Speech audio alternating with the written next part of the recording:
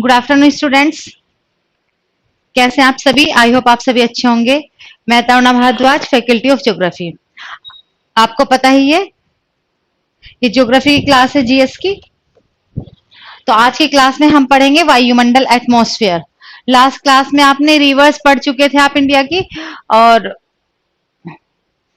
हाँ, चलो सोइल पढ़ते हैं, क्योंकि आपने लास्ट क्लास में क्या पढ़ा था, रिवर्स कंप्लीट हो गई, वाटरफॉल और लेक्स। ये भारत की नदियां, पर्वत, पठार, मैदान, ये सारी चीजें कंप्लीट हो गई हैं। अब आप पढ़ेंगे भारत की मृदा, सोइल ऑफ इंडिया। ठीक है, तो चलिए सोइल ऑफ इंडिया और एग्रीकल्चर ऑफ इंडिया आज की क्लास में हम पढ़ेंगे। तो सबसे पहली बात आती है सोइल की। सोइल, तो आपसे क्वेश्चन होगा, सोइल या मृदा किस किस से मिलकर बनती है, या मृदा निर्माण के कारक।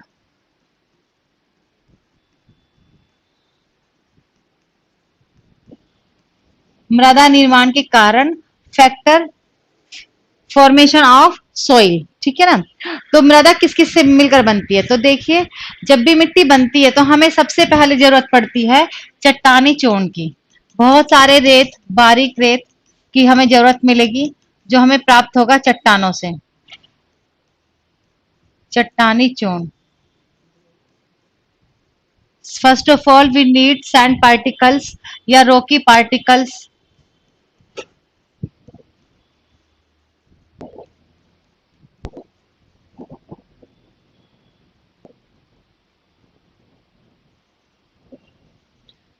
जो चट्टानों का चूर्ण है उसकी जरूरत पड़ेगी।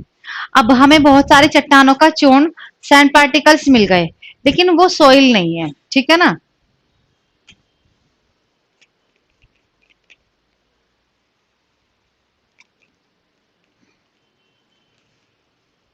उसको हम सोइल नहीं बोल सकते, क्योंकि सोइल के होने के लिए किसी की जरूरत पड़ेगी। सोइल होने के लिए जरूरत है कि उसमें पोषक तत्व हों, और पोषक तत्व हमें किससे मिलेंगे, वनस्पति अवशेष।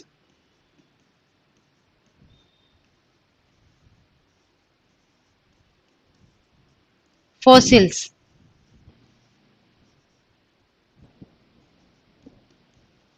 जीवाश्म, जीव जंतु, पेड़ पौधों की सली गली पत्तियों को। फिर हमें जरूरत पड़ेगी नमी, या जिसको हम आर्द्रता भी कहते हैं, ह्यूमिडिटी, और टेम्परेचर।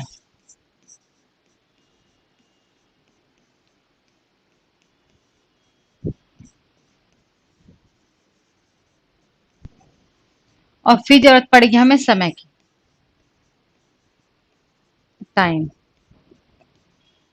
इन सबसे मिलकर बनती है हमारी सोइल, मिट्टी बनती है इन सबसे मिलकर। चट्टानी चूर्ण, सैंड पार्टिकल्स की तो जरूरत पड़ेगी ही, लेकिन उसमें पोषकता आएगी वेजिटेशंस के मिलने से, फोसिल्स के मिलने से।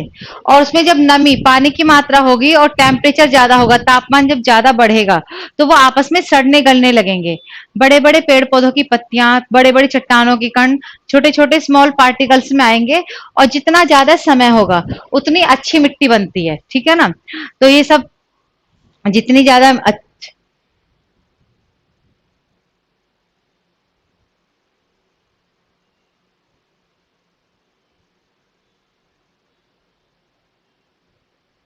तो उतनी अच्छी मिट्टी बनती है। क्वेश्चन आया था, मिट्टी निर्माण का कारक बताइए, तो इनमें मिट्टी निर्माण का कारक भी है समय। मिट्टी ऐसा नहीं है ये सारी चीजें आपने 2 घंटे के लिए, 1 साल के लिए, 4 घंटे के लिए एक जगह रख दिया और मिट्टी बन गई। मिट्टी में कम से कम 10 लाख वर्ष लगते हैं। आप खुद देख लीजिए, जब हम गांव के क्षेत्र में देखते हैं कि वहां पर गाय का गोबर, भैंस का गोबर, चूल्हे की राख, सड़ी गली पेड़ पौधों की पत्तियां, सड़ी गली सब्जियां हम एक साथ इकट्ठा कर देते हैं, और 3 साल के बाद हम उनको खेतों में डालते हैं। क्योंकि 3 साल में जो वो सब कुछ है वो छोटे छोटे कणों में बदलकर स्मॉल पार्टिकल्स में चेंज होके आपस में अच्छे से मिक्स हो जाते हैं, एक मिश्रण तैयार होता है इन सब का, तब हम खेतों में डालते हैं, जिसको हम बोलते हैं जैविक खाद। वो जैविक खाद बनता है। तो जैविक खाद बनने में हम 3 साल का समय लेते हैं। तो जो अच्छी मिट्टी बनती है वो बनती है जितना ज्यादा समय उतनी अच्छी मिट्टी। कम से कम अगर अप्रोक्स टाइम पूछ लिया जाए तो कम से कम 10 लाख वर्षों में बनती है आपकी मृदा। क्लियर? तो नोट कर लीजिए आप, यह है मृदा निर्माण के कारक या मिट्टी इन सबसे मिलकर बनती है। समय भी है, तापमान भी है, नमी भी है, क्योंकि जब ये वनस्पति होगी, जब पानी की मात्रा होगी, आर्द्रता होगी, पानी की मात्रा को ही हम आर्द्रता बोलते हैं, तो तभी ये सड़ेंगे। सड़ेंगे कम जब तापमान भी ज्यादा होगा, गर्मी पैदा होगी। तो ये सब इसमें मिल जाएंगे चट्टानी चूर्ण में, तो अच्छी मिट्टी बनेगी।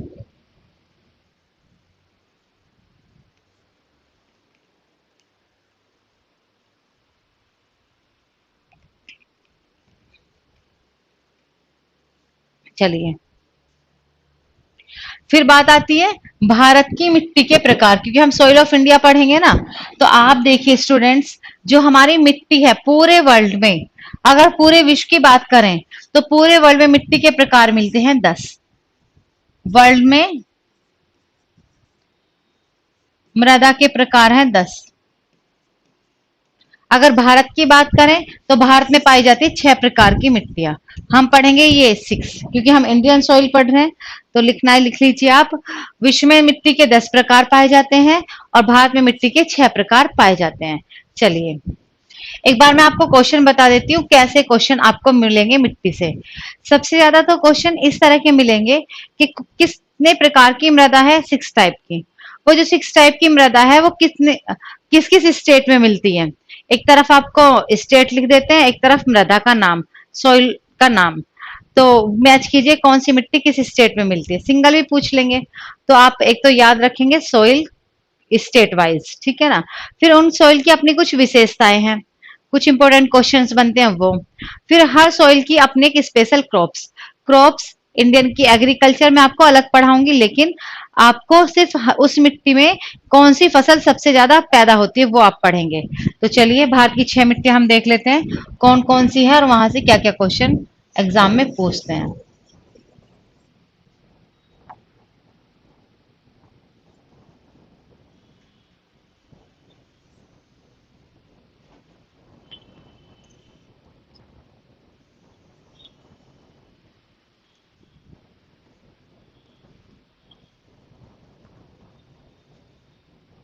ये आपकी पर्वतीय मृदा, माउंटेन सोइल।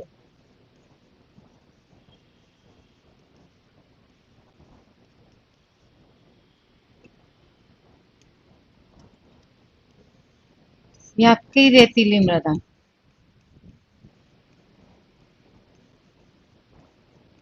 Sandy soil.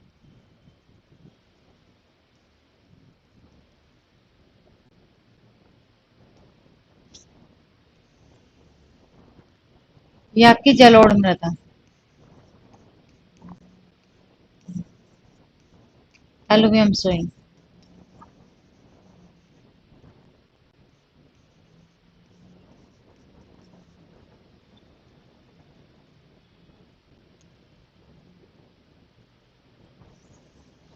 ये आपकी काली मृदा,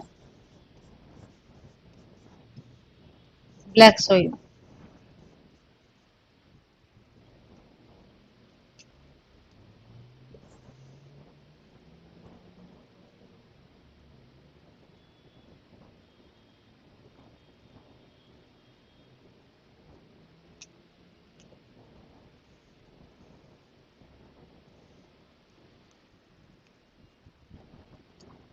ये आपकी लाल मृदा, रेड सोइल।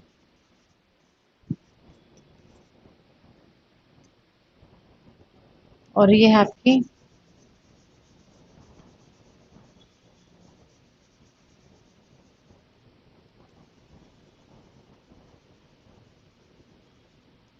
Laterite soil.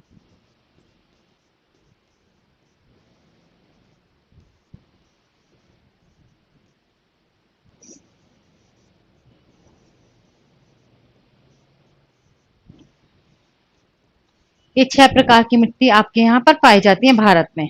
चलिए देखते हैं इनसे कौन कौन से क्वेश्चंस बनते हैं।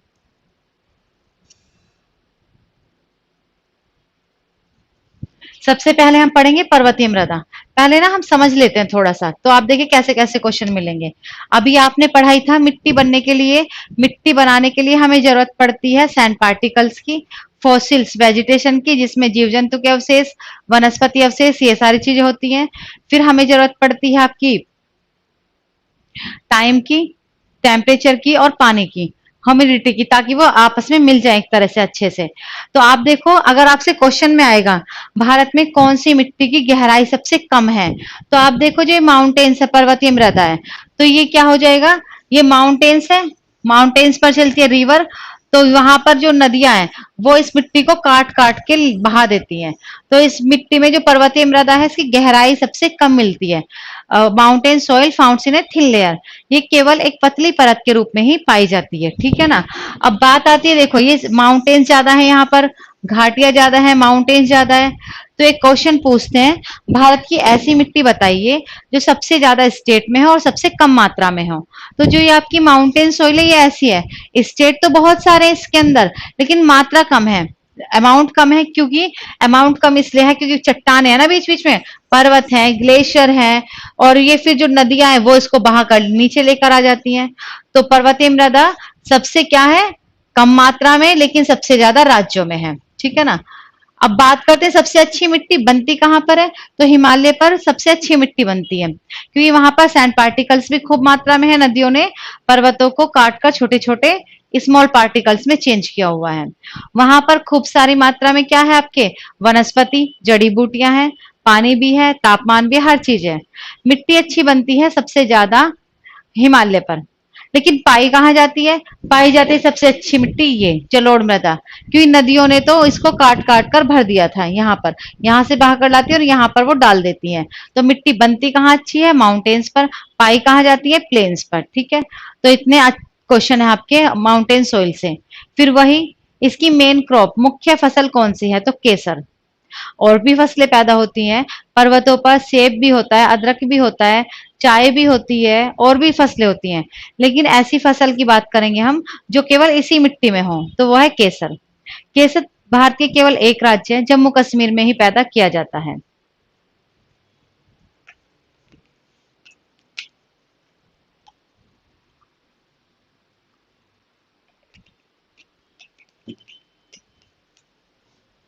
तो चलो लिख लीजिए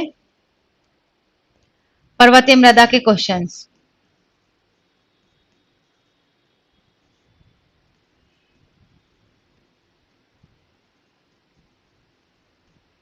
माउंटेन सोइल,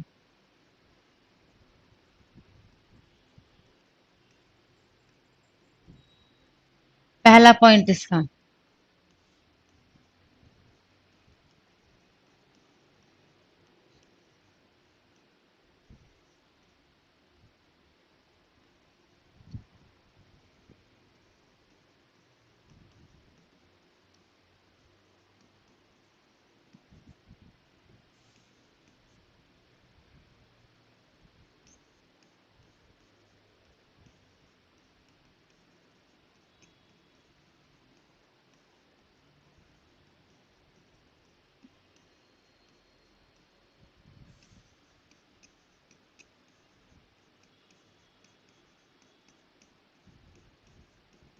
यह भारत के सबसे अधिक राज्यों में लेकिन सबसे कम मात्रा में पाई जाती है। Founts in maximum number of states and in minimum amount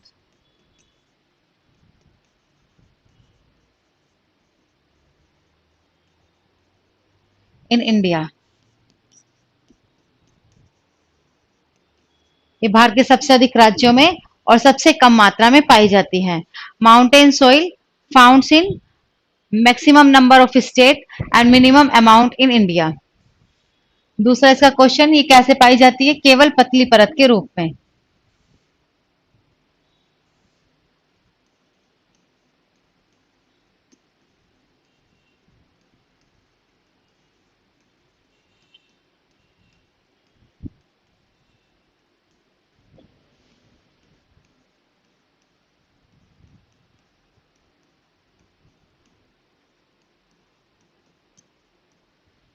founts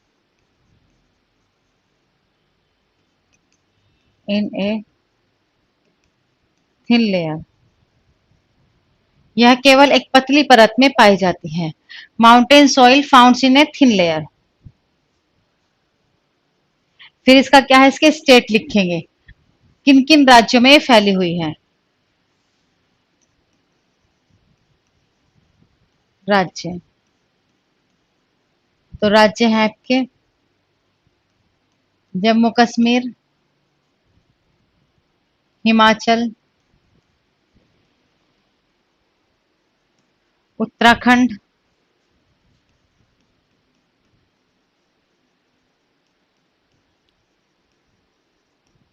Sikkim,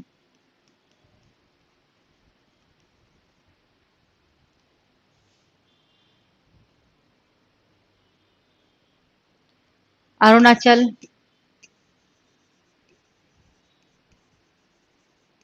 Assam,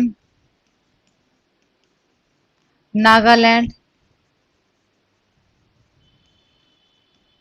Meghalaya,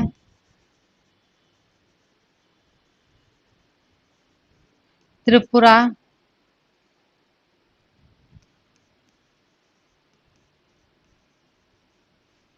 Mizoram,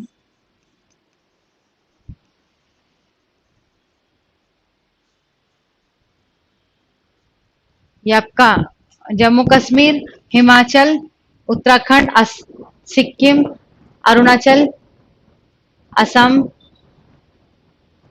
के कुछ भाग में, मणिपुर, मिजोरम, त्रिपुरा, नागालैंड। तो स्टेट ज्यादा है आपकी, मात्रा कम है। मेन क्रॉप इस मृदा की,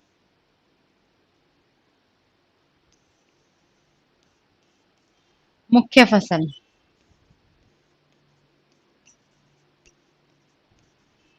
मुख्य फसल इसकी केसर, saffron.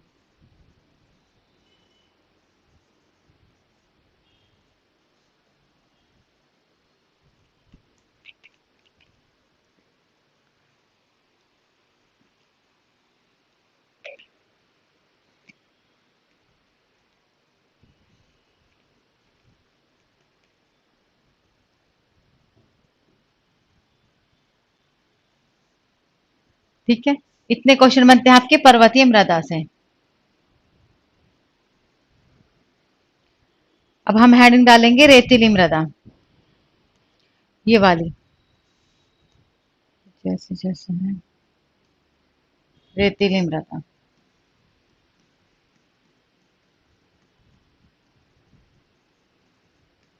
Sandy soil,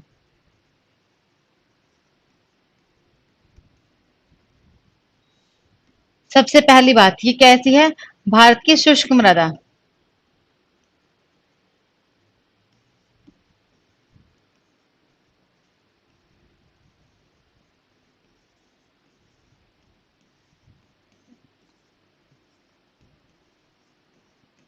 ड्राईएस्ट soil of India,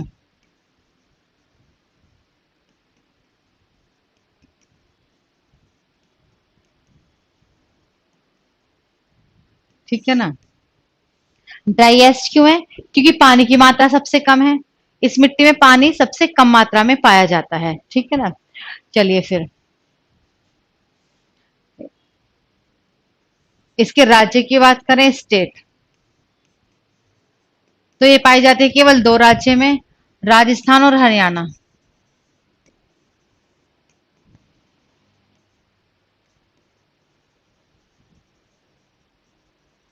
रेतीली मृदा ये वाला जो एरिया है, अगर इसके क्रॉप्स की बात करें, मुख्य फसलें, क्रॉप्स, तो इसकी मुख्य फसलें हैं मोटे अनाज,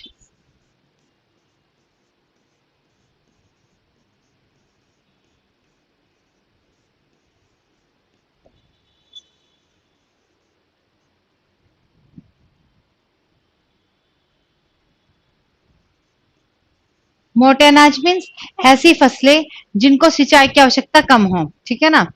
मोटे अनाज बोलते हैं जिसमें पानी की आवश्यकता कम हो, सिंचाई की आवश्यकता कम हो। मोटे अनाज का मतलब साइज से नहीं होता है, कभी आप साइज से सोचो। ऐसे तो भारत में सबसे ज्यादा सरसों कहाँ पैदा होती है? राजस्थान में। भारत में सबसे अधिक जीरा कहाँ पैदा होता है? राजस्थान में। वो तो बहुत कम है, बताइए। वो तो बहुत ज्यादा कम है, ठीक है ना। तो उनका साइज बहुत ज्यादा छोटा है। पर वो हम मोटे अनाज सरसों को, जीरे को इसलिए बोलते हैं क्योंकि उसमें पानी की मात्रा बहुत ज्यादा कम होती है। क्लियर? तो मोटे अनाज ज्वार, बाजरा, सरसों, चने सब आ जाएगा भारत में। सरसों, मस्टर्ड।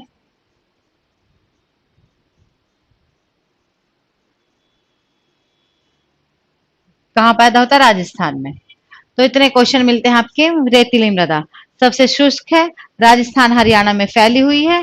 मुख्य अनाज है मोटे अनाज, सरसों जीरा सबसे ज्यादा होता है। ज्वार बाजरा चना ये सब तो होते ही हैं। नेक्स्ट है आपकी जलोढ़ मृदा, एलुवियम सोइल। ये वाली आपकी जलोढ़ मृदा, इसका निर्माण किसने किया था? नदियों ने। ठीक है ना।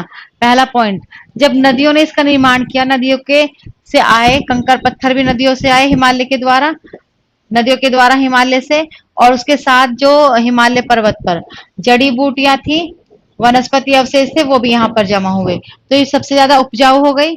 दूसरा पॉइंट आप याद कीजिए, मैंने आपको पढ़ाया था विशाल मैदान का निर्माण। यहाँ से लेकर पंजाब से लेकर असम तक फैला हुआ है विशाल मैदान। इसका निर्माण किया था नदियों ने। ठीक है ना। तो नदी जब भी किसी मैदान का निर्माण करेंगी, वो कैसा मैदान होगा? जलोढ़ मैदान, एलुवियम प्लेन होगा। कैसा प्लेन होगा? एलुवियम प्लेन, जलोढ़ मैदान। तो जो हमारा विशाल मैदान है, ग्रेट प्लेन है, जलोढ़ मैदान है, क्योंकि यहाँ पर जलोढ़ मृदा पाई जाती है। ठीक है ना। तो आप याद कीजिए, जहां पर आज विशाल मैदान है, वहां पहले क्या था? तो वहां पहले गर्त था, एक गड्ढा था। तो उस गड्ढे में नदियों ने, हिमालय की नदियों ने, यहाँ पर ये गर्त था, गड्ढा था, ट्रेंच। हिमालय की नदियों ने पहले ये गर्त भरा फुल पूरा, तो तब इसका ऊपरी भाग पर मिट्टी आई। तो अगर आपसे क्वेश्चन में आए सबसे ज्यादा गहराई किस मिट्टी की है, तो एलुवियम सोइल की, क्योंकि पहले यहाँ गड्ढा था, हिमालय की नदियों ने इसको भरा। तो इसकी डीपेस्ट लेयर है, सबसे गहरी परत पाई जाती है।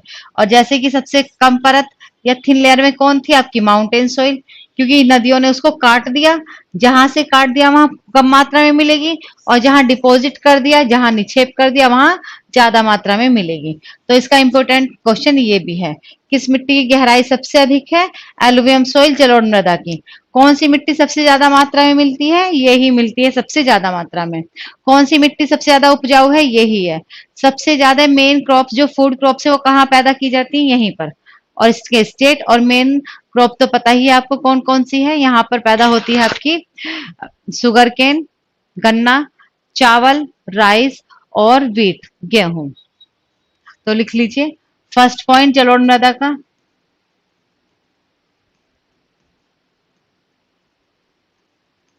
Alluvium soil.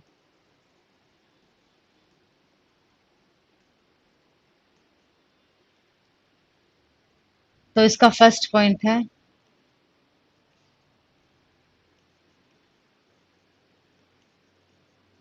सबसे अधिक गहराई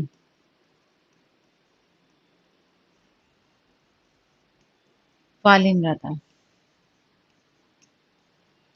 alluvium soil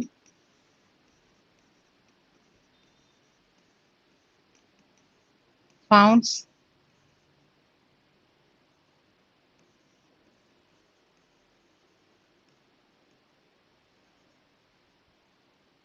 in deepest layer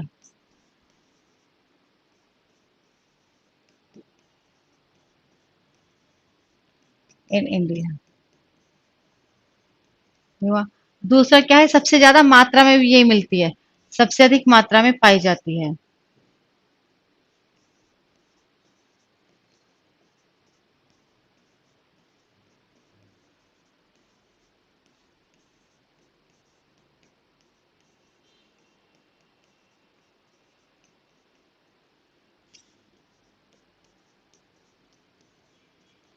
founts in maximum amount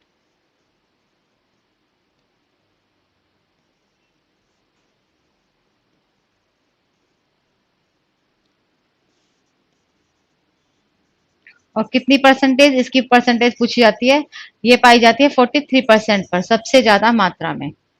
कितनी परसेंट लिख लीजिए, 43%।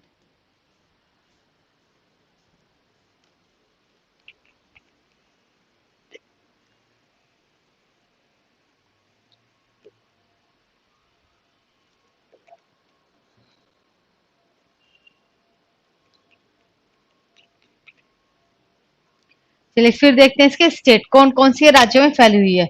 हर मिट्टी के स्टेट पर जरूर फोकस करना है, क्योंकि कौन सी मिट्टी किस स्टेट में है ये एग्जाम में खूब पूछते हैं। तो स्टेट की बात करेंगे तो इसकी, ये है आपका सबसे पहले पंजाब,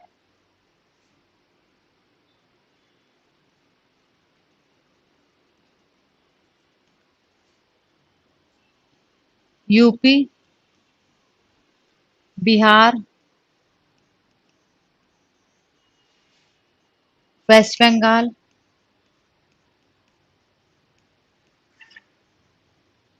झारखंड,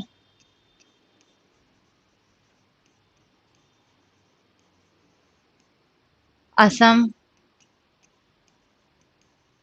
और छत्तीसगढ़।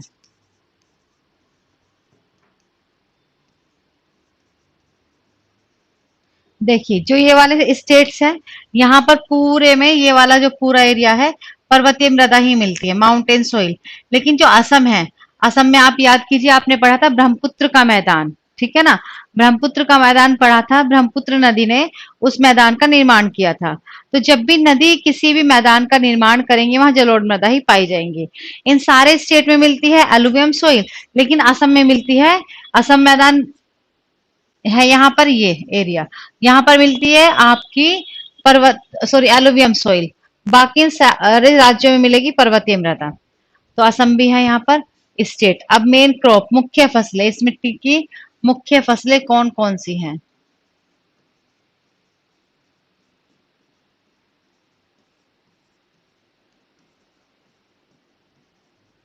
मुख्य फसलें हैं स्टूडेंट, फर्स्ट गेहूं, गन्ना और चावल। Main crop are wheat, sugar cane and rice. ये मिलते हैं। हाँ जी बिल्कुल, भूमिका मैम फॉरेस्ट ऑफ इंडिया भी करा देंगे। तो पहले आप सोइल पढ़ लीजिए। सोइल अभी हो जाएगी 10 मिनट में आपकी। उसके बाद सोइल के बाद पहले मैं आपको कराऊंगी क्रॉप्स, एग्रीकल्चर ऑफ इंडिया, भारतीय कृषि, ठीक है ना। क्योंकि सोइल के अंदर ही आपकी कृषि होगी। तो सोइल कर लेंगे, सोइल के बाद एग्रीकल्चर ऑफ इंडिया करेंगे। टाइम बचा तो फॉरेस्ट कर लेंगे, अदरवाइज नेक्स्ट क्लास में करेंगे। अब हम पढ़ेंगे ब्लैक सोइल, हेडिंग डाल लीजिए। तो देखो यहाँ पर ना ब्लैक सोइल है, कहाँ पर है ब्लैक सोइल, महाराष्ट्र और गुजरात वाले एरिया में है ब्लैक सोइल। तो आप देखिए यहाँ पर ना, आपको बताया था, आपने माउंटेन्स पढ़े थे, प्लेट्यूज। तो जो महाराष्ट्र और गुजरात में प्लेट्यू फैला हुआ है, कौन सा है वो है दक्कन पठार। दक्कन प्लेटू किसने बनाया, वोल्केनो ने। तो आप याद रखेंगे, जब भी वोल्केनो आता है, ज्वालामुखी आता है, तो उसमें जो सॉलिड मैग्मा निकलता है वो पठार में बदलता है, प्लेट्यूज में। और जो लिक्विड होगा, थोड़ा सा पतला होगा, वो दूर तक फैलकर ब्लैक सॉइल बनती है। तो यहाँ पर महाराष्ट्र में आया था वोल्केनो। तो महाराष्ट्र और गुजरात और थोड़ी सी मात्रा में एमपी में फैली हुई है। तो इस ब्लैक सॉइल का निर्माण किसने किया था, ज्वालामुखी की वजह से हुआ। ज्वालामुखी का जो पतला लावा था, लिक्विड लावा था, उसकी वजह से हुआ। तो इसलिए इसको ज्वालामुखी मृदा भी कह देते हैं, ठीक है ना। तो ब्लैक सॉइल के पहले तो आप नाम ही देख लीजिए कौन कौन से हैं। तो सबसे पहला नाम इसका हुआ ब्लैक सॉइल, हेडिंग डाल लीजिए ब्लैक सोइल, काली मृदा। तो काली मृदा का निर्माण किसने किया,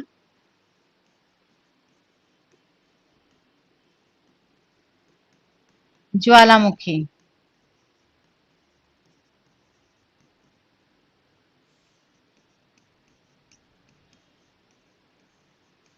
इसलिए इसको आपने क्या बोल दिया, इसलिए इसको क्या कहा जाता है, ज्वालामुखी मृदा भी कहते हैं।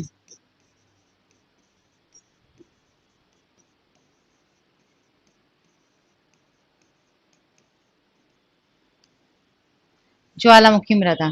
Black soil formed by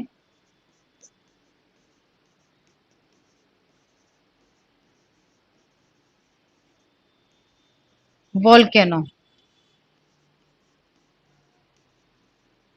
and called volcanic soil।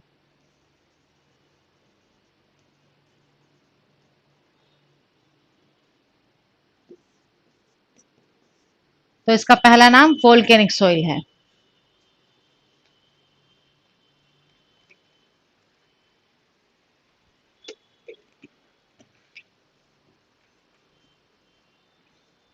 ठीक है।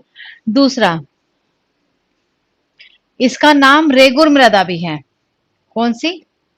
ब्लैक सॉइल कॉल्ड रेगुर मृदा।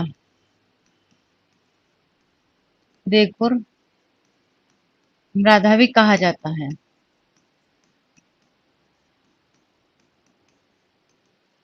ब्लैक सॉइल कॉल्ड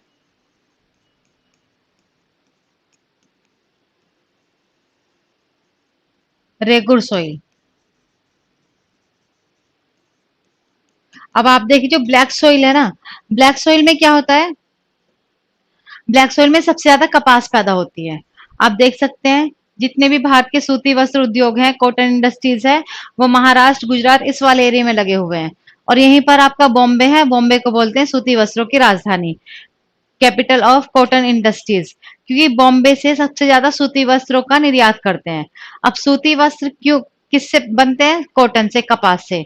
और कपास किस मिट्टी में सबसे ज्यादा अच्छी पैदा होती है? ब्लैक सॉइल में। तो ये इसमें सबसे ज्यादा खेती होती है कपास की, तो इसलिए इसको क्या बोलते हैं? कपासी मृदा। तो लिख लीजिए, इस मृदा में कपास सबसे अधिक होती है,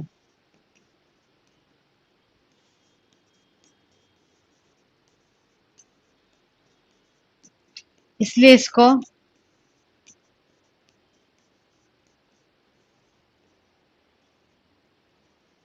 कपासी मृदा भी कहते हैं। कौन सी मृदा? कपासी। लिख लीजिए आप, black soil called cotton soil.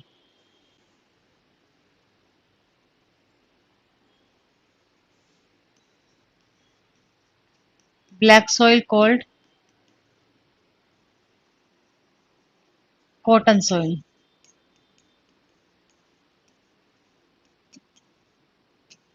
ठीक है।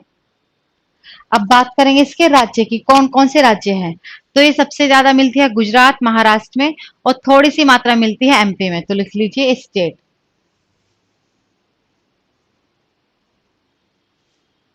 स्टेट राज्य, गुजरात, महाराष्ट्र,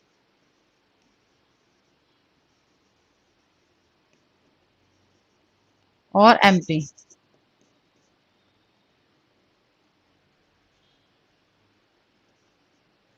महाराष्ट्र, गुजरात और एमपी तीन राज्यों में मिलती है। मुख्य फसल, मेन क्रॉप की बात करें तो पता ही है आपको, कपासी सॉइल बोल रहे हैं इसको। तो कपास इसकी मुख्य फसल है। मेन क्रॉप हो जाएगी कॉटन।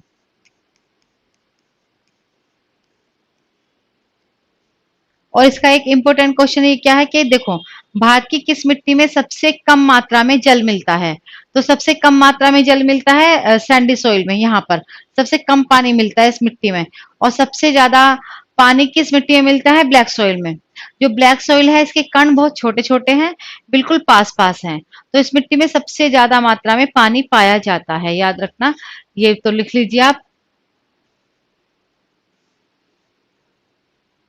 इस मिट्टी में, इस मिट्टी में ब्लैक सॉइल आप पढ़ रहे हो, इस मृदा में सबसे अधिक पानी की मात्रा पाई जाती है।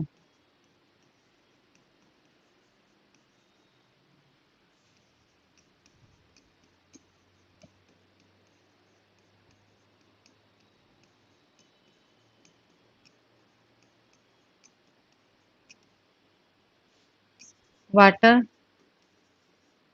फाउंड्स इन मैक्सिमम अमाउंट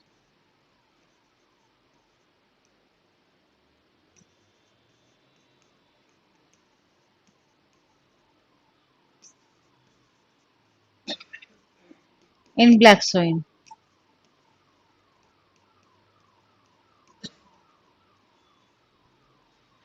ये मिट्टी है ना, तो इसमें पानी की मात्रा ज्यादा है। जब ये सूखती है तो इसमें दरारें पड़ जाती हैं, बहुत ज्यादा छोटी छोटी सी दरारें पड़ती हैं।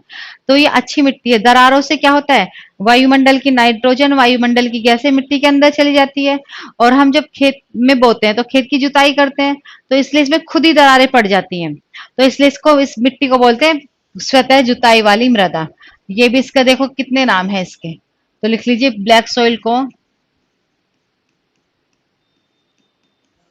Called self plogging soil.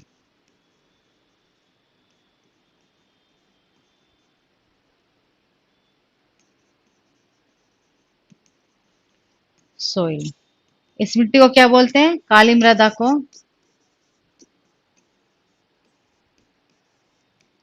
स्वतः जुताई वाली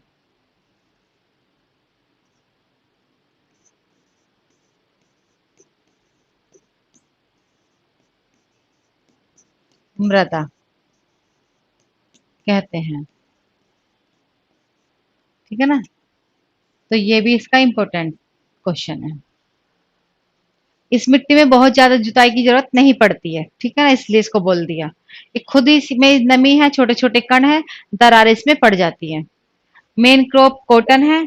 स्टेट आपके गुजरात, महाराष्ट्र, एमपी है। इससे ज्यादा क्वेश्चन आपको ब्लैक सॉइल से नहीं मिलेंगे जीएस में। नेक्स्ट है आपका लाल मृदा, रेड सॉइल।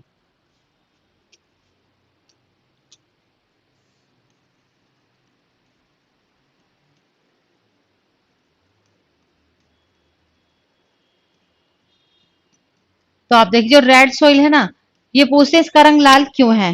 तो जो जैसी चट्टानों के कण मिलेंगे हमें, उन चट्टानों के कणों के द्वारा ही रंग डिसाइड होता है कि मृदा का कलर कैसा होगा। अगर आयरन ऑक्साइड के कण आए यहाँ पर, तो इस मिट्टी का रंग लाल हुआ, किसकी वजह से, लोहे के कणों की वजह से। तो आप याद रखना ये भी, जो मिट्टी के आपने पढ़े अभी, मिट्टी किस किस से मिलकर बनती है, रॉक्स पार्टिकल, चट्टानी चूर्ण। तो जैसी चट्टान का रंग आएगा, जैसे चट्टान के कण आएंगे, तो वहां से उसका रंग डिसाइड होने लगता है। समय रंग डिसाइड नहीं करता, वेजिटेशन समय कलर डिसाइड नहीं करती। कलर ज्यादातर डिसाइड होता है चट्टानों के कणों से। तो आयरन ऑक्साइड के कारण क्या हुआ, इस मिट्टी का रंग लाल है। इस मिट्टी को क्या बोलते हैं, लाल मिट्टी, क्यों, क्योंकि iron oxide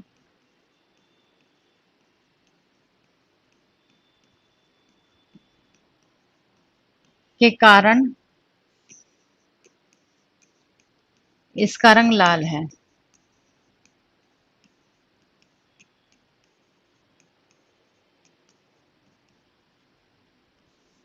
due to iron oxide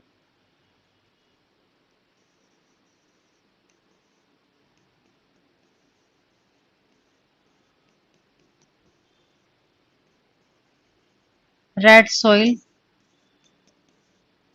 is red. Clear, iron oxide किसकी, अच्छा जो डॉक्टर देते हैं, आयरन ऑक्साइड की वजह से इसका रंग लाल है। क्लियर। अब देखिए इसमें कौन कौन सी फसलें पैदा होती हैं। तो इसमें फसलें पैदा होती हैं, आप बताइए। भारत में सबसे अधिक मसालों का उत्पादन कौन सा स्टेट करता है। भारत में सबसे ज्यादा मसाले होते हैं केरल में, वह रेड सॉइल है। भारत में सबसे ज्यादा तंबाकू कहाँ होता है, तमिलनाडु। तमिलनाडु भी यहीं पर है, वहां रेड सॉइल है। तो इसकी जो मेन क्रॉप्स हैं वो है मसाले, तम्बाकू और मूंगफली। सबसे ज्यादा ऐसी फसलें इसमें होती है। गेहूं के लिए अनुपजाऊ है ये, और बाकी फसलों के लिए, चावल के लिए, गन्ने के लिए अनुपजाऊ है ये। ठीक है, तो लिख लीजिए इसकी, पहले स्टेट लिखेंगे, राज्य। तो स्टेट में आ जाएगा आपका केरला, कर्नाटक, कर्नाटका। दूसरा आ जाएगा तमिलनाडु,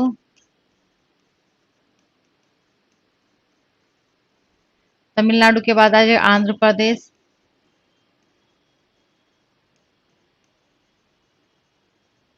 आंध्र प्रदेश के बाद आ जाएगा ओडिशा। अब आंध्र प्रदेश से कौन अलग हुआ, तेलंगाना, तो तेलंगाना भी आ जाएगा।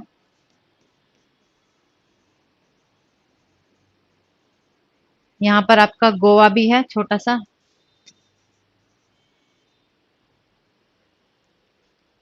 ओडिशा, आंध्र प्रदेश, तमिलनाडु, केरल, कर्नाटक और गोवा। महाराष्ट्र में तो आपकी मिल जाएगी ब्लैक सोइल, और कर्नाटका, तो ये स्टेट है आपके रेड सोइल वाले। स्टेट जरूर याद रखने हैं। चलिए अब मुख्य फसलें। तो मुख्य फसलों में मेन क्रॉप में आप लिखोगे रेड सोइल में कौन कौन सी फसलें आप उगाते हैं। तो मेन क्रॉप है आपकी,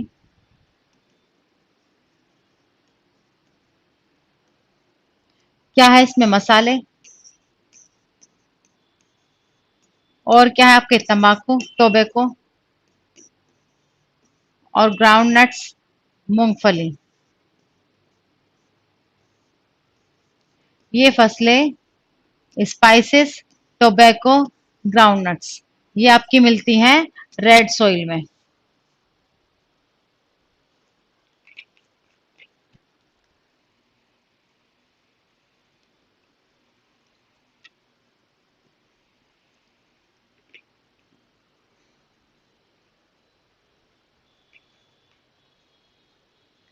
चलिए अब हम पढ़ेंगे लेटेराइट सोइल लास्ट।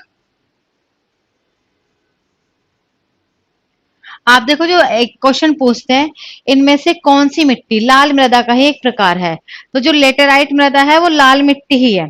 अब इनमें डिफरेंस क्या हुआ, लाल जो जहां पर पहले से ही लाल मिट्टी है, जैसे पहले से रेड सोइल हो, ठीक है, और वहां पर वर्षा कितनी हो जाए 200 सेंटीमीटर से ज्यादा, तो उस मिट्टी का रंग और लाल हो जाएगा। तो क्वेश्चन पूछते हैं जहां वर्षा की मात्रा 200 सेंटीमीटर से ज्यादा है, वहां कौन सी मिट्टी मिलती है, तो लेटेराइट ही, ये लाल मृदा के ही एक प्रकार है, ठीक है ना। अब ये भारत की नई मिट्टी है, ठीक है। अगर आप इसमें सिंचाई करोगे तो क्या हो जाएगा, ये दलदल बनती है, और अगर आप इसमें सिंचाई नहीं करोगे तो ईंट की तरह, क्योंकि लोहे के कण ज्यादा है, इसमें लोहे की मात्रा ज्यादा है, तो एकदम सॉलिड हो जाती है। तो ये अनुपजाऊ मिट्टी है। इसका भारत में जो क्षेत्र है, एरिया है, ये फिक्स नहीं है। ऐसे क्वेश्चन करते हैं कि भारत में किस मिट्टी का क्षेत्र फिक्स नहीं है, तो इस मिट्टी का एरिया फिक्स नहीं है अभी, क्योंकि जहां पहले से रेड सोइल हो, फिर वहां पर 200 सेंटीमीटर से ज्यादा बारिश हो, तो वहां पर ये बनती है। लेकिन ये पाई कहाँ पर गई है, तो अभी ये पाई गई है आपके केरल के कुछ भाग में और ओडिशा के कुछ भाग में, मैंने दो जगह दिखाया हुआ है। ये भी लेटेराइट है और ये भी लेटेराइट है, ठीक है ना। तो दो जगह ये पाई जाएगी आपकी। यही ये इसके वही है। बाकी इसमें की जो क्रॉप्स हैं वो अच्छी क्रॉप्स नहीं है इसमें, क्योंकि इसमें ये मिट्टी अच्छी नहीं, क्रॉप्स के लिए अच्छी ये नहीं है। अगर सूखती है तो ईंट की तरह सॉलिड, और अगर पानी गिराते हैं तो दलदल बनती है, मड बनती है। तो ऐसी मिट्टी में कोई आप फसल ज्यादा उत्पादन नहीं कर सकते। फिर भी एक ऑप्शन है, अगर आपसे पूछ लिया जाए कि लेटेराइट मिट्टी में कौन सी फसलें उत्पादित की जा सकती हैं, तो इसमें वही क्रॉप्स पैदा की जाएंगी जो कि रेड सोइल वाली हैं, वही मसाले, वही तम्बाकू, वही मूंगफली, क्योंकि उसी का तो एक प्रकार है ना ये। तो अगर ये हम इसमें कुछ टेक्निक्स का यूज करते हुए इसको यूजफुल यूटिलाइज करेंगे भी, तो क्या हो जाएगा, वही फसलें इसमें पैदा की जाएंगी। तो चलो लिख लीजिए लेटेराइट।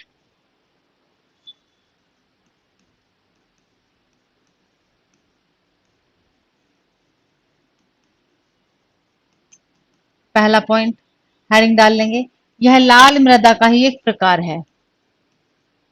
यह लाल मृदा का ही एक प्रकार है। Laterite is a type of red soil. कहाँ पाई जाती है, founts in the area of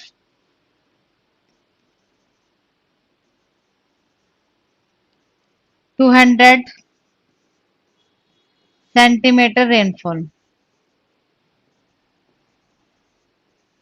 ठीक है। जहां पर वर्षा की मात्रा 200 सेंटीमीटर से ज्यादा होगी, ये वहां पर पाई जाएगी।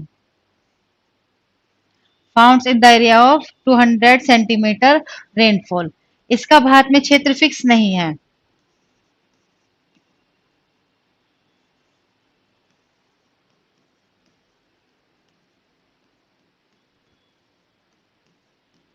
निश्चित नहीं है।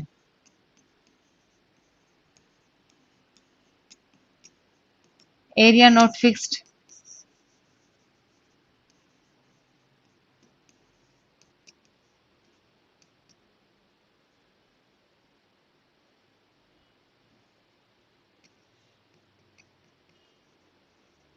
कहाँ पाई गई है? केवल केरल और ओडिशा के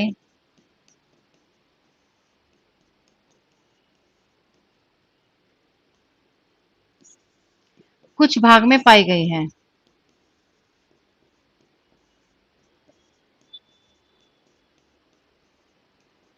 found in some parts of Kerala and Odisha.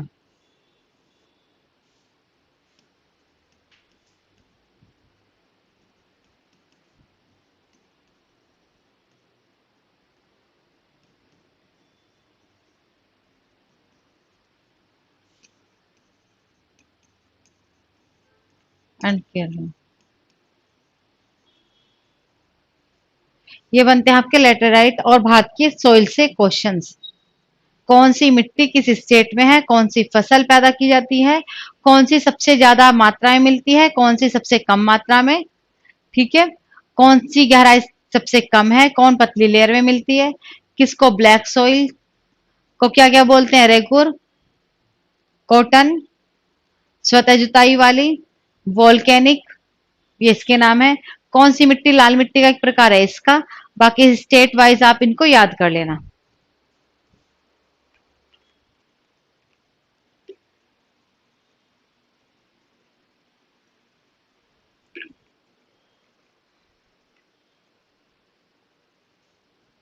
अब हम पढ़ेंगे भारतीय कृषि, Indian agriculture.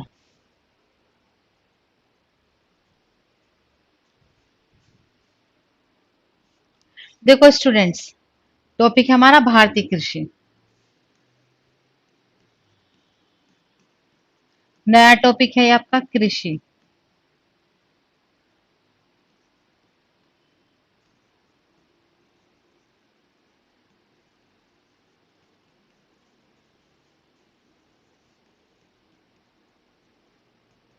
Agriculture of India. सबसे पहले हम बात करेंगे भारतीय कृषि को या किसी भी देश की कृषि को कौन कौन प्रभावित करता है। तो सबसे पहले क्या इफेक्ट डलेगा? उच्चावच, सरफेस। कहीं माउंटेन है तो वहां अलग तरह की कृषि होगी, प्लेन है तो वहां अलग तरह की, प्लेट्यूज है तो अलग, कोस्टल प्लेन है तो अलग, आइलैंड्स है तो अलग। तो हमारे भारत का या किसी भी क्षेत्र का धरातल कैसा है, सरफेस कैसा है, ये प्रभावित करता है वेजिटेशन को, वनस्पति को, फसलों को, ठीक है। दूसरा पॉइंट है आपका टेम्परेचर। तो पहला पॉइंट क्या लिखेंगे? टेम्परेचर। पहला पॉइंट धरातल, सरफेस। सेकंड पॉइंट जो कृषि को प्रभावित करता है वो है तापमान। कोई फसल ऐसी है जिसको अधिक ज्यादा तापमान की जरूरत है, कोई फसल ऐसी है जिसको अधिक तापमान की जरूरत है। तो टेम्परेचर।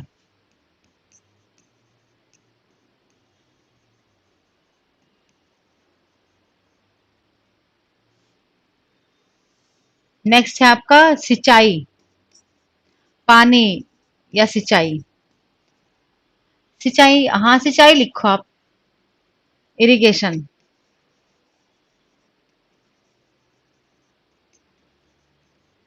फिर आपकी डालता है मृदा भी प्रभावित करता है, सोइल। ये सब क्या हो गए, ये आपकी और क्या, वर्षा भी प्रभावित करता है, रेनफॉल। अब ये आपके फिजिकल फैक्टर्स हैं जो एग्रीकल्चर को इफेक्ट डालते हैं। इनके अलावा जो मैन मेड है, मानवीय कारण है, वो भी तो प्रभावित करते हैं। जैसे जैसे कि आपका खेतों का आकार,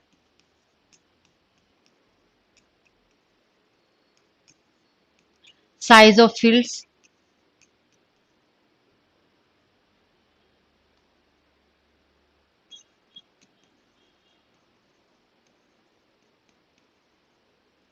साइज ऑफ फील्ड्स, सरकारी नीतियां,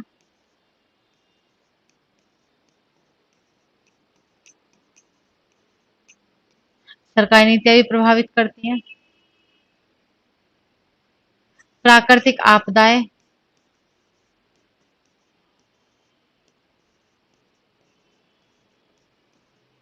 नेचुरल डिजास्टर्स,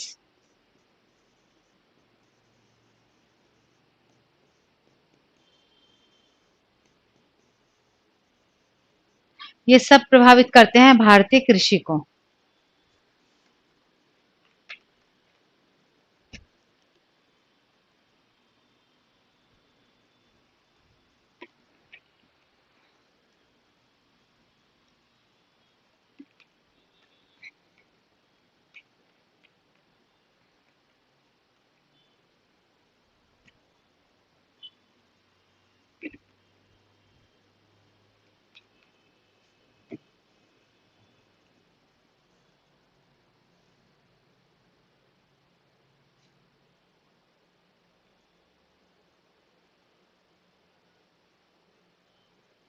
चलिए अब हम पढ़ेंगे इसके अलावा। अब देखिए हम पढ़ेंगे भारतीय कृषि को कितने भागों में बांटा गया है। तो अब ऐसे कुछ ये सारी चीजें प्रभावित करती हैं। अब इनमें सबसे ज्यादा टेम्परेचर भी इफेक्ट डालता है। तो होता क्या है, कुछ फसलें ऐसी होती हैं जिसको कम पानी की जरूरत पड़ती है, कम तापमान की। कुछ फसलें ऐसी होती हैं जिनको ज्यादा पानी और ज्यादा तापमान की जरूरत पड़ती है। कुछ फसलें ऐसी होती हैं बोते समय ज्यादा तापमान, काटते समय कम तापमान। कुछ फसलें ऐसी होती है काटते समय कम तापमान, बोते समय अधिक तापमान। तो तापमान के आधार पर जो अब ये हमारे 12 महीने हैं, 12 महीने का टेम्परेचर एक जैसा नहीं है। कभी ज्यादा तापमान है, कभी कम तापमान है, कभी नॉर्मल है। तो हमने ये देख लिया इन 12 महीनों में किस महीने का तापमान कैसा है, ठीक है ना, ये हमें पता ही है। तो अब हमने महीनों के आधार पर या तापमान के आधार पर इन पूरे 12 महीने को कितने 3 भागों में डिवाइड कर दिया। ये समय का नाम है, 12 महीने का जो समय है उसको 3 भागों में डिवाइड कर दिया। रबी, जायद और खरीफ। जो रबी, जायद और खरीफ है ये समय के नाम है एक तरह से, ये फसलों के नाम नहीं है। अब ऐसे पूछते क्योंकि टेम्परेचर के आधार पर कर दिया हमने 12 महीने को डिवाइड। तो आपसे ये क्वेश्चन पूछते हैं एग्जाम में, जायद फसल कौन सी है, किन महीनों में बोई जाती है, किस महीने में काट ली जाती है, इनको बोते समय कैसा तापमान की जरूरत पड़ती है, काटते समय कैसे तापमान की जरूरत पड़ती है, ठीक है ना। तो भारतीय कृषि को किसके आधार पर, तापमान के आधार पर बांट दिया गया है 3 भागों में। तो लिख लीजिए आप, पहली हम लिखेंगे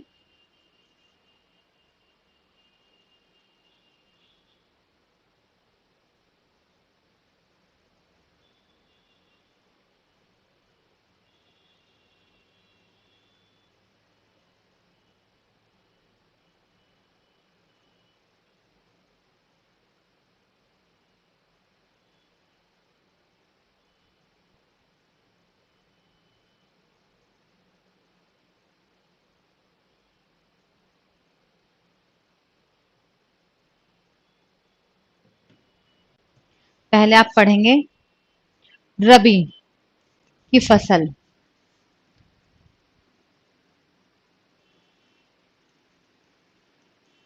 इनको बोने का समय पूछते हैं, सोइंग पीरियड।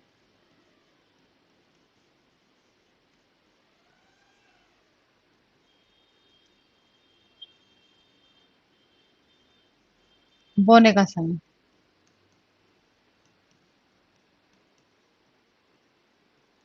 फिर पूछते हैं काटने का समय।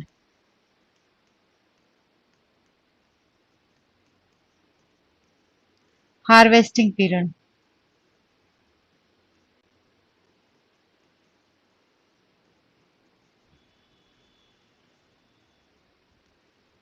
तो ये बोई जाती हैं कब, अक्टूबर नवंबर में, कम तापमान में। तो एक ऐसी फसलें हो गई अक्टूबर नवंबर में बोई जाती है। एक इनको बोते समय कम तापमान की जरूरत पड़ती है। काटने का समय मार्च अप्रैल। इनको काटते समय और पकते समय अधिक तापमान की जरूरत पड़ती है। फिर पूछते हैं कौन कौन सी हैं। तो आप एक ट्रिक से याद कर लोगे। रवि क्रॉप्स को याद करने की ट्रिक है, आज सच में राई ने गेम खेला। आज सच में राय ने गेम खेला। ये रवि क्रॉप्स को याद करने की ट्रिक्स है। तो आ से बन जाएगा आलू। आलू सर्दियों में ही बोया जाता है। जैसे बन जाएगा जौ। से हो जाएगा सरसों। जैसे बनता है चना। राई खुद एक फसल है। गे से बन जाएगा गेहूं। मैं से बन जाएगा मटर। तो ये सारी की सारी फसल कैसी हैं? रवि क्रॉप्स। खूब पूछते हैं एक, रवि की फसल कौन सी है, जायद फसल कौन सी है, कब बोई जाती है, कब काटी जाती है। तो देख लीजिए। अब देखो जैसे सरसों बोते हैं आप, तो एक बात बताइए, सरसों का जब साग बनता है सर्दियों में, तो सरसों के साग के साथ, ये आपको ट्रिक से याद हो गई, तो सरसों के साग के साथ ही बथुआ भी होता है, पालक भी होता है, मेथी भी होती है। तो सारी यहाँ पर वो भी आ जाएंगी। सरसों के साथ पालक, मेथी, बथुआ ये सब आ जाएगा जो आप सरसों के साग में डालते हो। सर्दियों में आ रही है आपकी मटर, ठीक है ना। गे से गेहूं, मैं से मटर। तो मटर की जब सब्जी बनाते हो आप मिक्स वेज, तो क्या क्या डालते हो? गाजर भी डालते हो, वो भी सर्दियों में पैदा होती है। गोभी भी डालते हो, ठीक है ना। जो मिक्स वेज वाली सब्जियां वो सब इसमें डालते हो। तो मटर के साथ वो देख लेना आप। तो ये आपकी ट्रिक है। इतने क्वेश्चन बनते हैं आपकी रवि क्रॉप से। तो रवि क्रॉप्स कैसी फसल हुई? बोते समय कम तापमान, काटते समय पकते समय ज्यादा तापमान। कौन कौन सी फसलें हैं? ये फसलें हैं। बोने का समय अक्टूबर नवंबर, काटने का समय मार्च अप्रैल।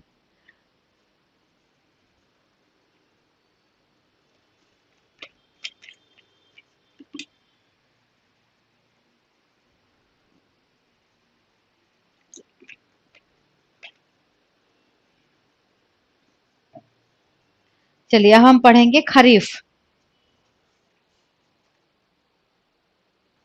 नोट कर लीजिए जल्दी से।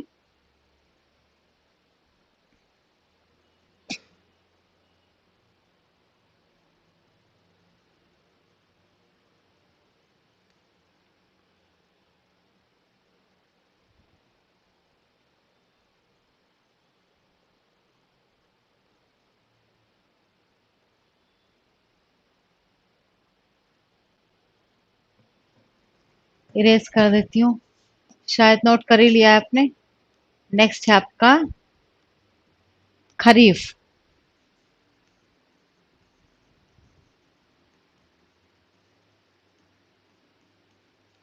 खरीफ फसल को बोने का समय, सोइंग पीरियड।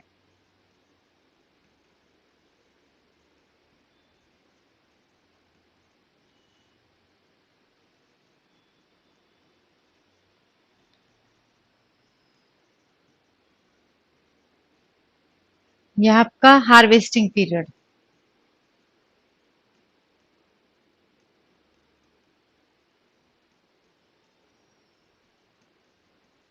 काटने का समय।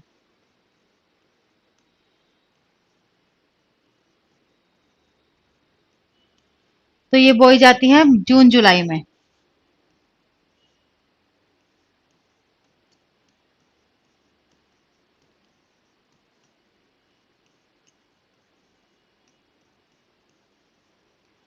काटी जाती है अक्टूबर नवंबर में। तो कैसी फसल हो गई खरीफ? जिनको बोते समय जून जुलाई में ज्यादा तापमान और ज्यादा वर्षा की जरूरत पड़ती है, काटते समय कम तापमान की जरूरत पड़ती है। कौन कौन सी फसल है, कैसे याद करोगे? तो इसकी भी ट्रिक है, इससे याद कर लेंगे आप। मटर के गधे ने तिल से बाजा बजाया है।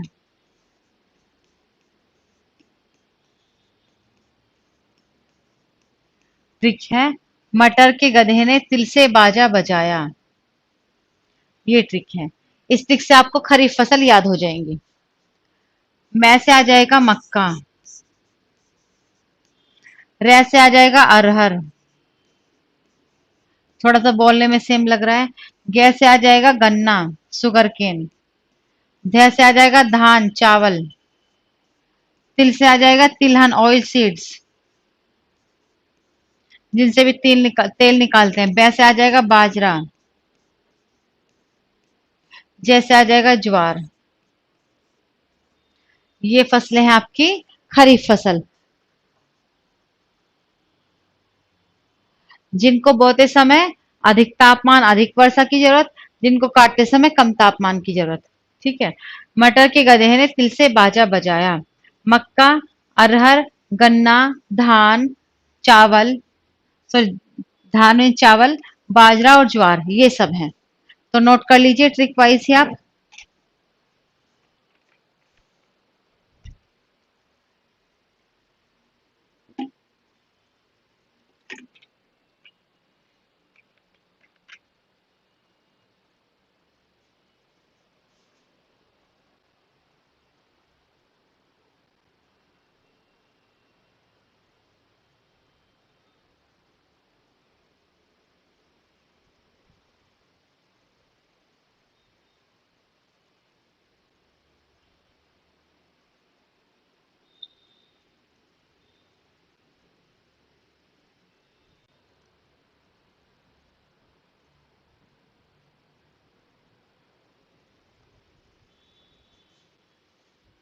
मुझे लगता है सभी ने नोट कर ही लिया होगा।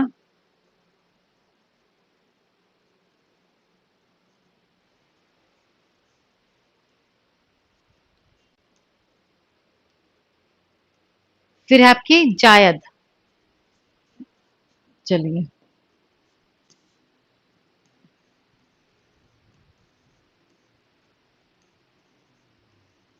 जायद वही सोइंग पीरियड।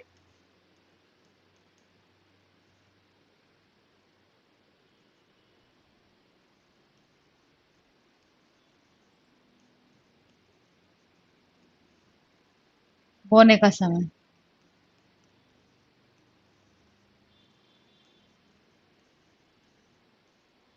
नेक्स्ट है काटने का समय, हार्वेस्टिंग पीरियड।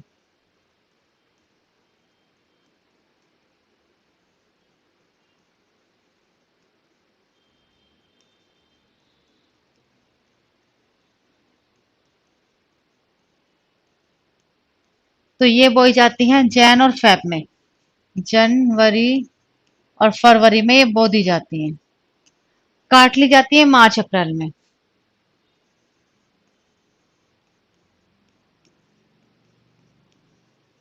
इसका मतलब देखो, जनवरी फरवरी मार्च अप्रैल ये लगातार 4 महीने की फसलें हैं। इनको ऐसे भी पूछते हैं और कि इनमें से कौन सी फसल लगातार 4 महीने की फसल है। तो लगातार 4 महीने की फसल यही है। जनवरी फरवरी में बोई जा रही है, मार्च अप्रैल में काटने लग रहे हैं। इनमें से वो सारी फसलें जिनमें जैसे टेम्परेचर बढ़ता है, देखो जनवरी फरवरी में सर्दियां होती हैं, मार्च अप्रैल में गर्मी पड़ने लगती है। तो हमें ऐसी फसलों की जरूरत पड़ने लगती है जिसमें पानी की मात्रा ज्यादा हो, क्योंकि ड्राइनेस आने लगती है वायुमंडल में भी और हमारी बॉडी के अंदर भी।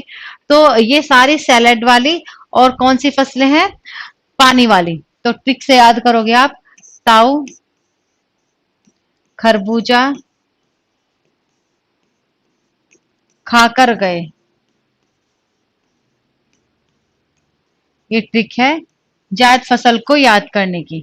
ताऊ खरबूजा खाकर गए। तो तरबूज, वाटरमेलन, ख से खरबूजा मस्क मिलन,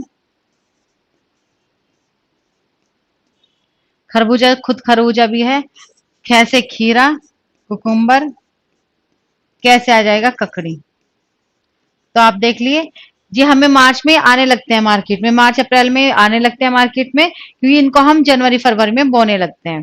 तो ये है आपकी बोने का समय जनवरी फरवरी, काटने का समय मार्च अप्रैल। छोटे समय की है ये, खेतों में सबसे कम दिनों के लिए यही रहती हैं। अगर आपसे पूछ लिया जाए कम सबसे कम दिनों की कौन सी फसल है, जायद। 4 महीनों की लगातार फसल कौन सी है, जायद। जो अब आप खाते हैं गर्मियों में, खीरा ककड़ी खरबूजा तरबूजा, वो सब जायद ही हैं।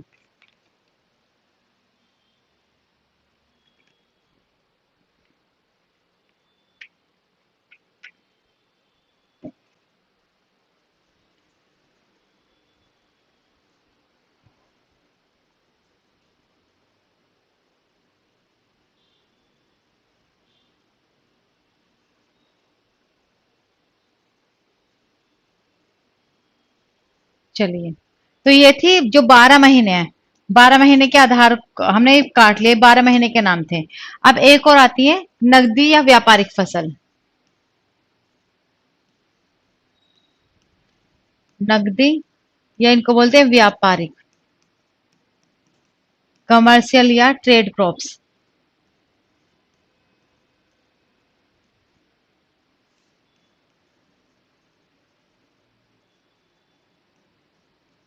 एक कौन सी फसल है, नाम से समझ में आ रहा है, जिनका उत्पादन किसान केवल व्यापार के लिए करते हो, ट्रेड के लिए करते हो। मेन पर्पज इनका ट्रेड होता है, व्यापार होता है।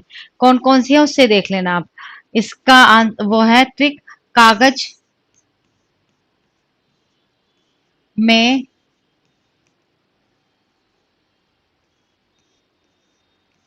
कागज में तंबाकू। तो कैसे आ जाएगा कपास। कपास का उत्पादन हम, कॉटन का उत्पादन हम सूती वस्त्र उद्योग के लिए करते हैं। कैसे आ जाएगा गन्ना। गन्ने का उत्पादन हम चीनी उद्योग के लिए करते हैं। बहुत सारे उद्योग हैं, चीनी उद्योग है, गुड़ बनता है इससे, मिठाइयां बनती है इससे, बहुत सारी चीजें हैं। जैसे आ जाएगा जूट। जूट का उत्पादन आपने देखा होगा, जूट से बनते हैं बेड के गद्दे, डोरमेट बनते हैं, थैले बनते हैं, बोरियां बनती है, रस्सियां बनती हैं, वो जूट। तम्बाकू, खुद तम्बाकू एक व्यापारिक फसल है, तम्बाकू का भी हम व्यापार करते हैं। तो ये इनको हमने बोल दिया ऐसी फसलें जिसका किसान केवल उद्योग के लिए, व्यापार के लिए उत्पादन करता हो, वो है ये। कागज में तम्बाकू, कपास, गन्ना, जूट और तम्बाकू।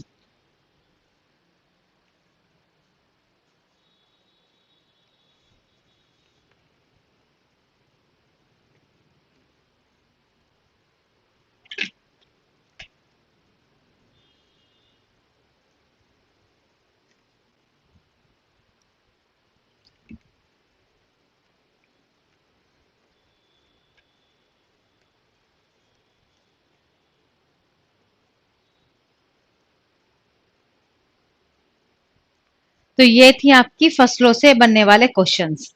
अब ये भी पूछते हैं कुछ फसलें, सबसे ज्यादा कौन सी फसल किस राज्य में पैदा होती है। तो आप देखो जो भारत है उसमें फसल उत्पादन इवन हर जगह ही बदलता है, लेकिन कुछ चीजें नहीं बदलती हैं। जो नहीं बदलते हैं वो मैं आपको लिखवा रही हूँ, फिर भी कुछ चीजें बदल जाती हैं। तो लिख लीजिए कौन कौन सी किस स्टेट में सबसे ज्यादा पैदा होता है। तो आप गेहूं की बात करें तो गेहूं सबसे ज्यादा कहाँ पर पैदा होता है, यूपी में। और प्रति हेक्टेयर उपज कहाँ पर ज्यादा होती है, पंजाब में। चावल सबसे ज्यादा राइस कहाँ होता है, चावल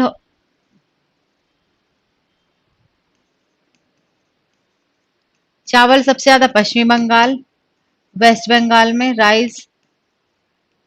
फिर होता है चाय, आपकी जो टी सबसे ज्यादा होती है वो है असम में।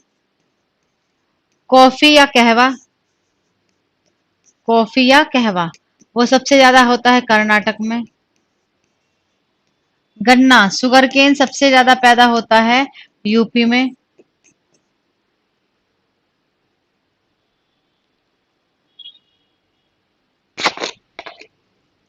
जीरा सबसे ज्यादा पैदा होता है राजस्थान में। हल्दी सबसे ज्यादा, टर्मरिक,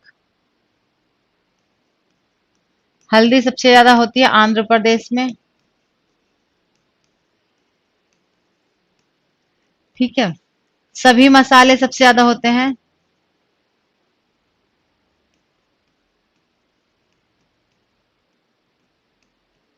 ऑल स्पाइसेस केरल में। आम सबसे ज्यादा होता है यूपी, आम भी, अमरूद भी, मैंगो और गुआवा दोनों यूपी में। संतरा सबसे ज्यादा होता है ऑरेंज, महाराष्ट्र में। और आपका केसर सबसे ज्यादा होता है भारत के केवल एक राज्य,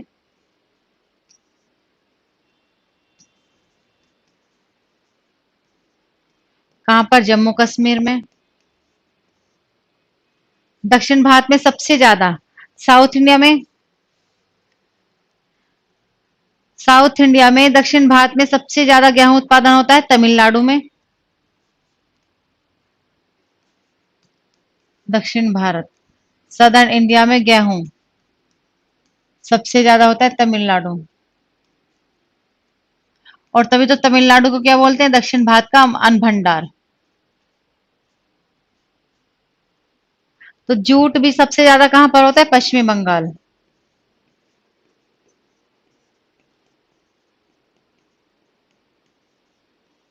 तो ये कुछ मेन क्रॉप हैं।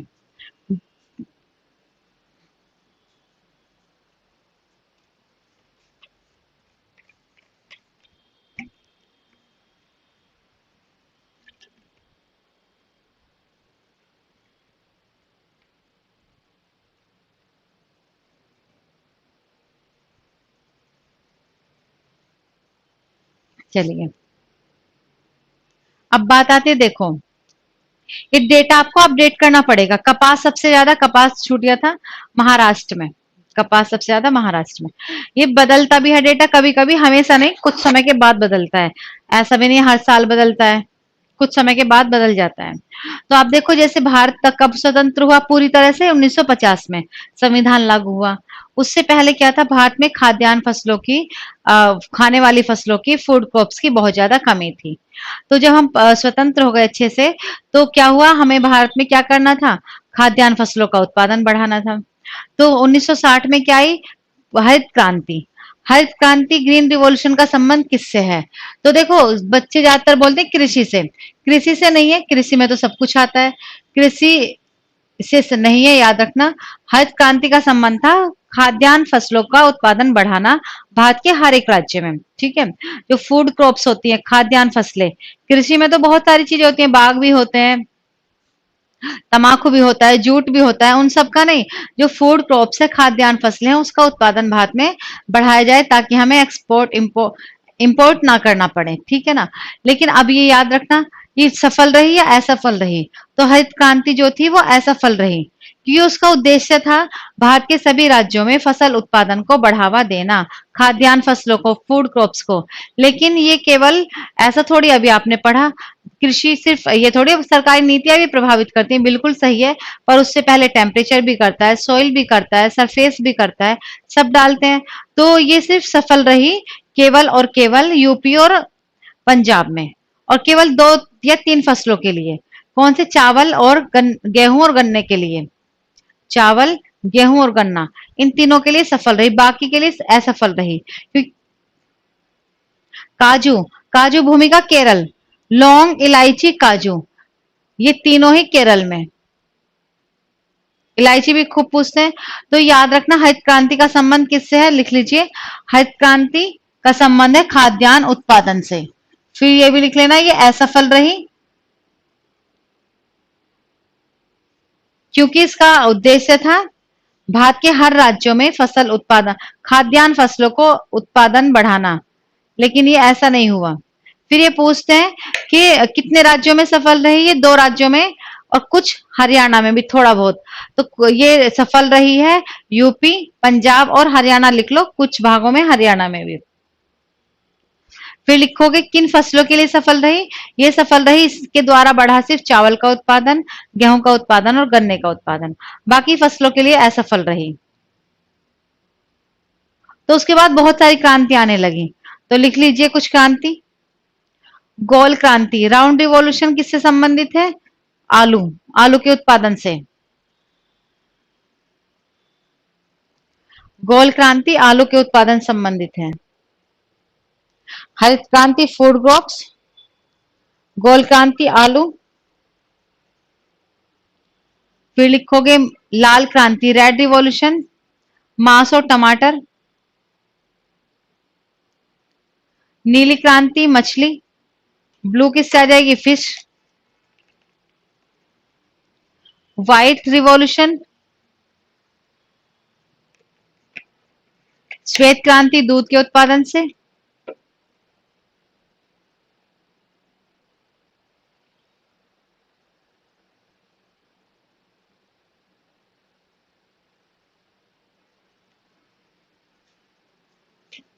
लिख लीजिए सदाबहार तक क्रांति, एवरग्रीन रिवॉल्यूशन, तकनीकी, टेक्नोलॉजी से नई नई क्रांति आने लगी, टेक्नोलॉजी। सेफ्रॉन क्रांति, केसर। हरित सोना क्रांति, ग्रीन गोल्ड रिवॉल्यूशन, बांस, बैम्बो ट्री। हरित क्रांति सोना, ग्रीन गोल्ड क्रांति, बैम्बो ट्री। ग्रीन गोल्ड क्रांति, ग्रीन गोल्ड रिवॉल्यूशन चाय के उत्पादन से।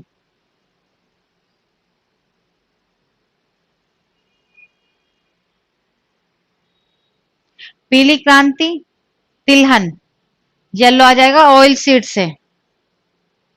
सुनहरी ब्राउन फल के उत्पादन से।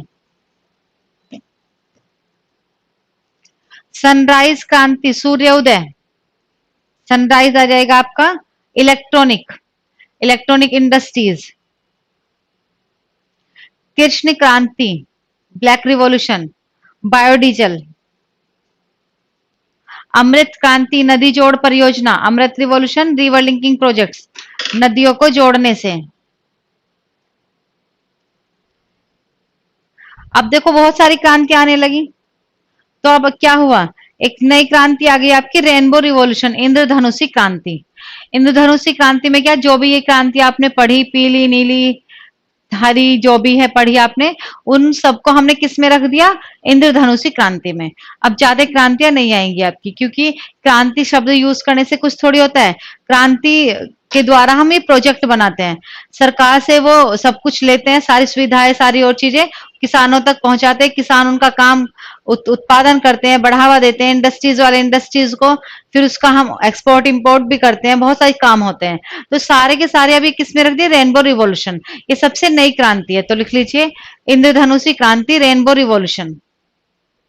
इसका संबंध है सभी क्रांतियों को इसमें सम्मिलित कर लिया गया है, all revolution included in rainbow revolution.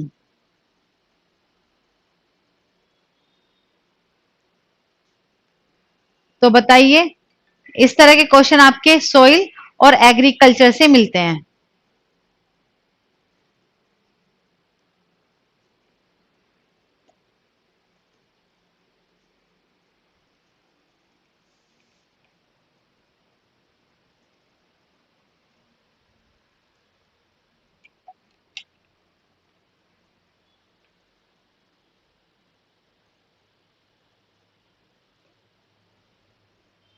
किसी का कोई डाउट हो, कोई क्वेश्चन हो, या कुछ समझ में नहीं आया या कुछ छूट गया है, तो पूछ सकते हैं आप।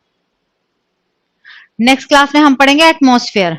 आपकी इंडियन ज्योग्राफी कंप्लीट हो गई है, फिजिकल ज्योग्राफी स्टार्ट करेंगे अब, जिसमें आप पढ़ोगे एटमॉस्फेयर के बारे में, रेनफॉल के बारे में। हाँ, आपका फॉरेस्ट है क्या है, नेक्स्ट क्लास में फॉरेस्ट और एटमॉस्फेयर हो जाएगा। फॉरेस्ट का ज्यादा बड़ा टॉपिक नहीं है, कर लेंगे फॉरेस्ट को भी। किसी का कोई डाउट है तो बताइए स्टूडेंट्स।